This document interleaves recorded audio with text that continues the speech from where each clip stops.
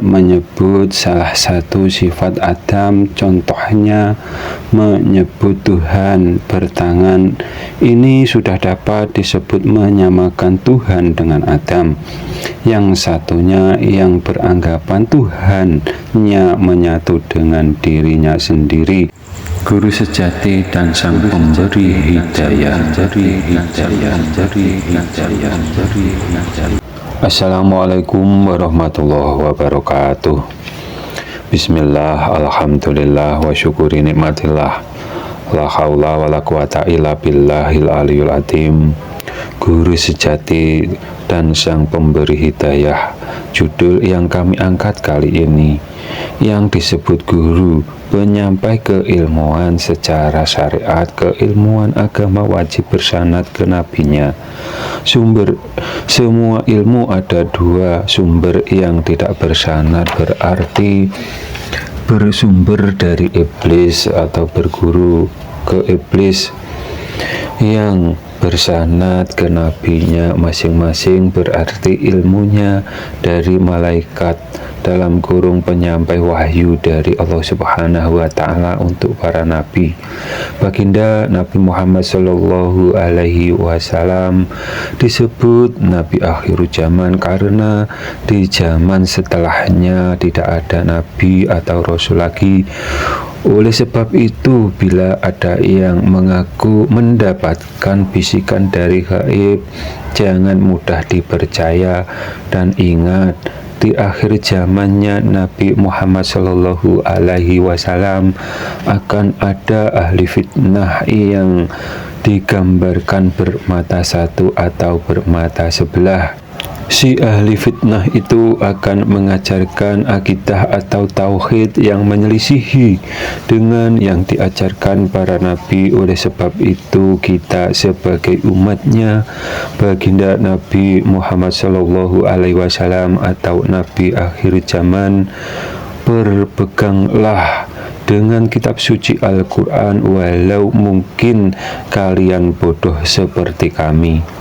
Berpeganglah dengan seruan ayat Al-Quran. Bila ada ajaran yang menyamakan Tuhan dengan makhluknya, atau dengan Adam, atau dengan dirinya sendiri, atau menyesuskan dirinya sendiri, maka lebih baik murtad dari ajaran guru tersebut. Guru sejati dan sang pemberi hidayah itu satu maksud. Dia pencipta alam semesta beserta semua isinya.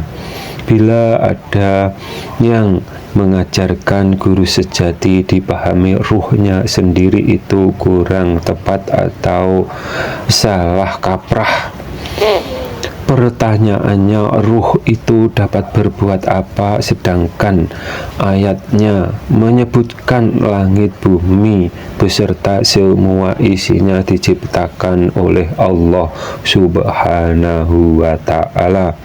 Maksudnya semua isinya itu termasuk dapatnya bergerak atau berdiam diri dari semua makhluk itu diciptakan atau terciptakan, atau yang disebut dengan lafal la haula wala quwata illa billahil aliyul azim. Dan jangan dipahami bergeraknya makhluk itu geraknya Allah Subhanahu wa Ta'ala. Dan ingat dan pahami sifat zatnya Allah Subhanahu wa Ta'ala itu maha kekal dan lain-lain, semuanya maha sempurna. Yang disebut sifat itu dari sifat zatnya Allah Subhanahu wa Ta'ala.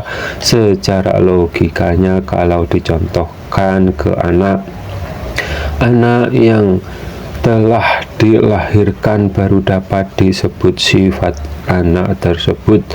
Dan mokal kalau anaknya belum terciptakan, sifatnya dapat diketahuinya. Dalam pengertiannya, zatnya anak dulu yang ada baru sifatnya dapat diketahuinya. Begitu juga sifat zatnya Allah Subhanahu wa Ta'ala tidak menyelisihi dengan zatnya Allah Subhanahu wa Ta'ala.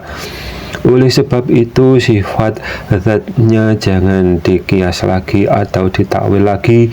Yang perlu dikias atau ditakwil itu ayat Al-Quran, karena secara global ayat ketuhanan cuma ada dua sisi ayat dan wajib diimani keduanya. Kedua ayat tersebut, yang satu sisi menunjukkan Allah titik-titik di atas titik-titik, dan sisi ayat yang lain menunjukkan Allah titik-titik dekat titik-titik. Oleh ahli fitnah akhir zaman yang digambarkan bermata sebelah hanya iman atau hanya diimani satu sisi ayat saja, dan diajarkan ke umatnya baginda Nabi Muhammad Shallallahu Alaihi Wasallam. Dalam kurung, ada dua yang bertauhid bermata sebelah, yang digambarkan bagaikan Imam Al-Mahdi terbelah menjadi dua bagian. Mereka yang memahami Tuhannya disamakan dengan Adam. Yang disebut menyamakan Tuhannya dengan Adam itu bukan seperti melihat anak kembar yang tidak didapati perbedaannya. Bila menyebut salah satu sifat Adam, contohnya menyebut Tuhan bertangan, ini sudah dapat disebut menyamakan Tuhan dengan Adam.